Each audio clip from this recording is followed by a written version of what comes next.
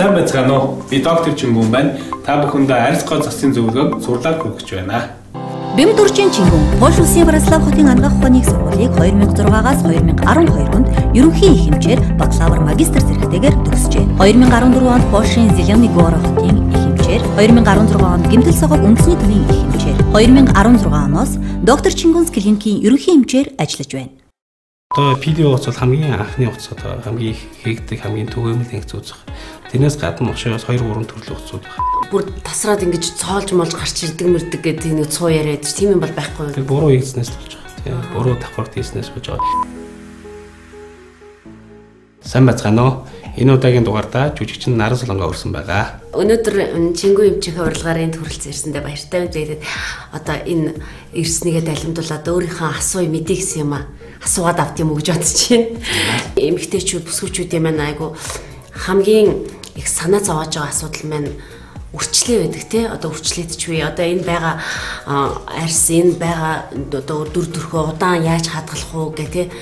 Энэ бол маш их санаа зовоосон асуудал байдаг. Тийм болохоор биднэрт одоо энийгээ бас удаан хугацаагаар аваад үлдэх тийм боломж байна уу? Бүсгүүчүүд биднэрт тий. Үрчлээний эсрэг ер нь төрлийн эмчгэнүүд байгаа тийм. Тарилган ботокс эмчгээс авахуулаад шингэн дэвдэх буюу тарилган эмчгэнүүд, витаминууд гээл илүү одоо хүчтэй эмч гэх юм бол аппаратууд байна тийм. Арьс чангалтай хүчтэй эсрэг аппаратууд, үрчлээний эсрэг нүрийн хэлбэр засах, нүур өргөх юм бол уцнууд байна. Төрлийн уцнууд имлэгээ байна. Тэгээд тухайн хүний үрчлээ нь хэр одоо тогтсон байна, тогтоогүй байна. Одоо яг үүсэж гин үү арьсны судрал ерөөхдөө хэрэг байрнаас шалтгаалаад тэр их эмчгэнүүдэд сонгож болно гэсэн. Коллаген утас гэж яриад байдаг тий. Энэ ер нь хэр байдгийг тий. Яг хэдэн наснаас эхэлж хийгдэх ёстой байдгийг тэр талаар. За тий коллаген утас гэж байгаа. Ер нь хамгийн түгээмэл дэлхийд хэрэглэдэг утас олон жилийн бараг 1000 жилийн түүхтэй гэж хэлж болно тий. Өөр 1000 жилийн юм. 1000 жилийн түүхтэй. Илүү бүтцтэй шалтгаалаад 2-3 төрөл байгаа.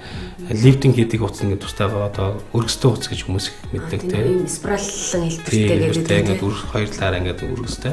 Тэр нь болохоор одоо ерөнхийдөө кок гэж найрлана. Арьсны доор хийгдэн, өөхөн давхарт хийгдэн, цэвэр лифтинг гэдэг утас. Арьсыг дэше өргөн, тэгэхээр нүрийн хэлбэр засна, арьсыг жоохон шилжүүлнэ тийм. Үнцэг засна. Өөр утсууд нь болохоор моно, торнадо гэж төрлөөр нэрлэж байгаа компани өөрөөр нэрлэж байгаа. Тэр утсууд нь болохоор арьсны суулгад үүсэх байхгүй. Тэгэхээр арьсыг чангална, тодорхой хэмжээний үрчлэгийг багасгана. Тэгээд дандаа юм одоо үүссэн үрчлээ нуглаас тийхээр тэр тэнэг гэж боддог байхгүй тийм. Тийм зорилгоор арьсыг илүү шинжилэн өнгийн зас маягаар хийдэн. Тэр утсыг бол зөндөө хийдэг. Нүүрэнд одоо 50-аас 150 шиг тийм утас хийж байна. Тэгэхээр яг хэдэн наснаас эхлээд хийвэл зүгээр байд юм? Утсыг ер нь бол 30 наснаас дээш сонирхол зүгээр. 30-аас дээш насны хүмүүс бол утас хийлгүүл зүгээр. Ер нь утас дотроос олон төрөл байгаа. Коллагентэй утас буюу одоо полигоксан утас болохоор арьсанд нэг дээдлийн хугацаанд 2 сар байна. Мэдээж утасныхаа өөрийнхөө диаметраас одоо хэр урт хэр одоо бүргэн утас хийснээр шалтгаалаад нэг сараас 2 сар хүний арьсан дотор байгаад тэгээд шимэгдээд алга болчих واخгүй. Тэр хугацаанд л арьсан дор коллаген үүснэ. Коллаген гэж юу яриад байгаа юм бэ бол сорвижд үүсэж байгаа байхгүй тий.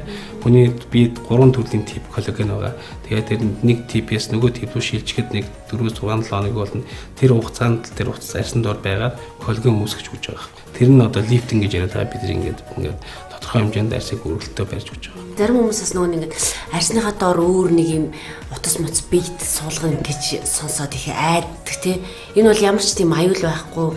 Одоо бийд ямар нэгэн хор байхгүй зү. Мэдээж хүний бие лөө гадна бийд оруулж байгаа тий. Өөр ингэсэн эрсдлүүд одоо цаанаас дагуулж явж байгаа. Тэгэхээр ямар ч байсан мэрэгжлийн эмчээр хийх хэрэгтэй, хариу орчинд хийх хэрэгтэй. Тэг коллагентэй утас чинь арьсанд хэр удаан хэдэн жил байдаг вэ? Тэр бас тухайн хүнийхээ наснаас шалтгаална, идж ууж байгаа хоол хүнснээс шалтгаална, арьсны өөрийнх нь бас онцгоос шалтгаална. Өвдүүлэгч компаниуд бол утсан дээр нэг жилээс 2 жил гэж баталгаа өгж байгаа.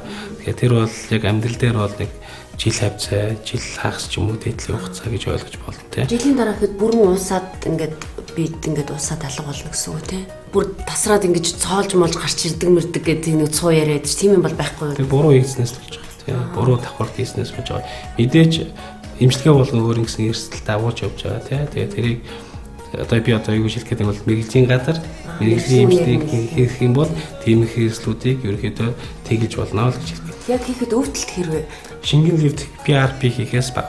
Дөнгөж хэлгэсний дараа ямар нэг онцгой дэглэм барих ч юм уу тийм юм байгаа юу? Одоо ямар нүүрний хэсэгт тарснаас хийснээс шалтгаалаад өөр дэглэм байгаа мэдээж одоо ирүүний үе гэж байна те. Үе дагнж хийж байгаа бол илүү гам дэглэм барина. Хөдөлгөөний хязгаарлалын дээр одоо дуулахгүй, шүдний эмчтэр очиж болохгүй, тэгээ томон ахыг л жоохон хязгаарлана гэсэн үг те.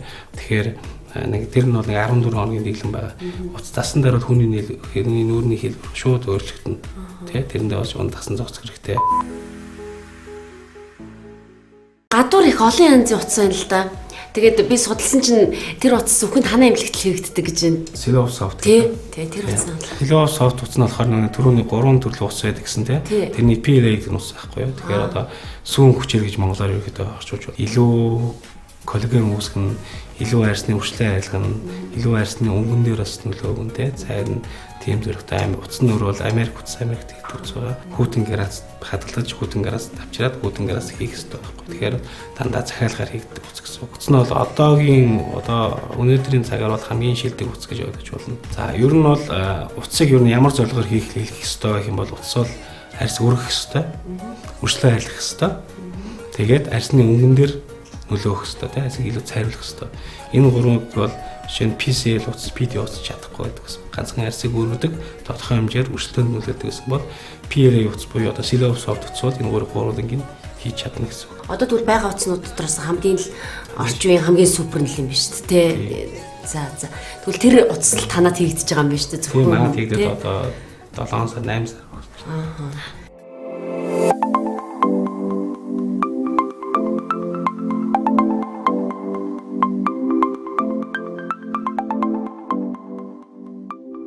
За ингээд асуусан асуултанд бүрэн дүүрэн сайхан хариулт авлаа.